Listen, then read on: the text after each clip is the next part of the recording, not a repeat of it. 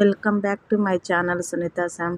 Please like అయితే చేయండి. Like చేయడం మాత్రం అస్సలు మర్చిపోద్దు. సో ఇంకా ఈరోజు అయితే చాలా షేకింగ్ అంటే షేక్ అవ్వాల్సిందే మీరంతా.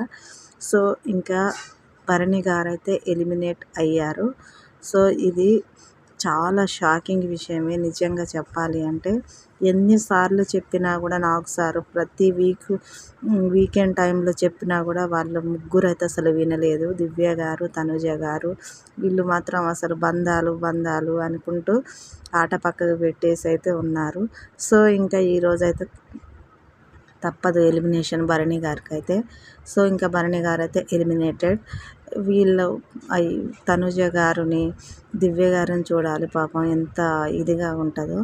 సరే ఓకే ఫ్రెండ్స్, నేనైతే పర్సనల్గా అయితే భరణి గారు ఉంటే బాగుండు అనిపించింది.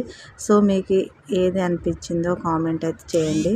నేనైతే రాము గారు అయితే ఎలిమినేట్ అవుతారు అనుకున్నా. సో ఇంకా భరణి గారికి అయితే ఎలిమినేట్ అయ్యారు. ఇదైతే అందరికి హౌస్ మొత్తం అయితే షాకింగ్ విషయమే. సో నా ఛానల్ అయితే ప్లీజ్